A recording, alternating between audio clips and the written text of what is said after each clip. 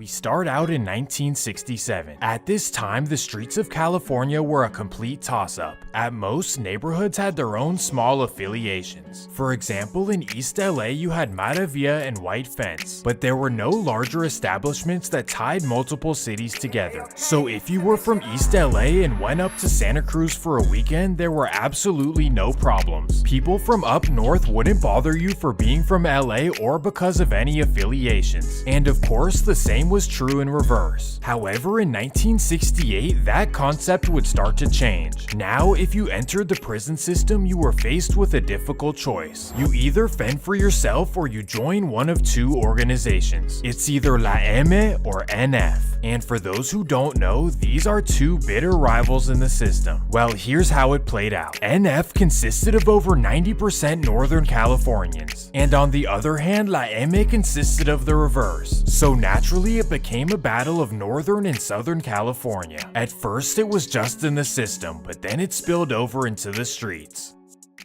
When members were released back into society, they kept their affiliations. The only difference is they called themselves by different names. To simplify, the NF members called themselves Norteños, Nortes, or Northsiders. On the other hand, La M called themselves Sureños, SAs, or Southsiders. For whatever reason, the North adopted the color red and the South adopted the color blue. Well, from the 1970s on, the North remained mostly red and the South remained completely blue. The only areas who had both were cities like Fresno, Visalia, or Bakersfield, also known as the cities that nobody cares about. However, in the early 2000s, a new trend started making way. Southsiders began moving up north to the Bay Area. Even visiting the North while representing the South Side was risky, so choosing to move there? Ooh-wee. But here's how it actually went. Slowly but surely, the Southsiders established their own hoods in the Bay Area. The first major takeover was the North Mission District of San Francisco. I actually covered this in a previous video. Next, we have the Lomita Park area of San Bruno, right across from the airport. After this, they claimed an area of East Palo Alto. As we move south, we get to the city of San Jose, and here they claim nearly half the city, over a dozen barrios just in San Jose. Then we have Oakland, and this was a difficult place for them to establish. However, they do have one small area off 55th and International. The Oakland story is wild, and I can cover that in a separate episode. Anyways, next we have a small area in San Rafael called the Canal District. There, Southsiders and MS have taken over all of the Section 8 housing. Well, that covers most of the Southsider hoods in the Bay Area. And in each of these sections, rivalries have been going on since the very start. But in this episode, we cover the Southsiders' biggest stronghold in the whole Bay. This is the story of how they took over the city of Richmond.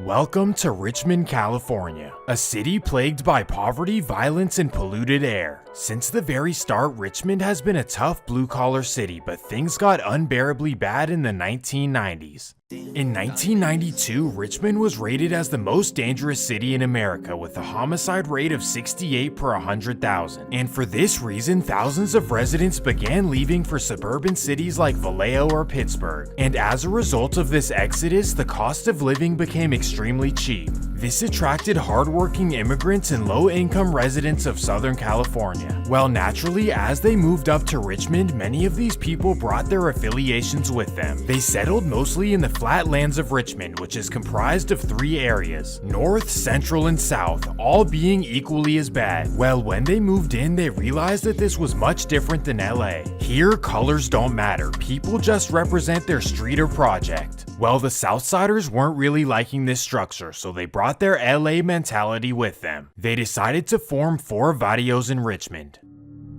First, you have Barrio Frontera Locos, also known as VFL. They cover North Richmond, including the infamous Trojan projects. VFL was the biggest stronghold early on, and the wildest too. You'll see why in a second. Just across the train tracks, Richmond Sur 13, also known as RST, would form a large section as well. Then in Central Richmond, the Central Side Locos would form between 16th and 21st. And finally, the Easter Hill Locos formed in South Richmond's Easter Hill projects. All of the sections rolled together and openly wore blue in Richmond. Interestingly enough, they only rarely ran into issues. This is because Nortes didn't have a unified presence. Instead, members were sprinkled throughout the city. And due to this, the Southsiders thought they had zero resistance, a piece of cake if you will, but quickly they learned of a large Northside presence not too far away.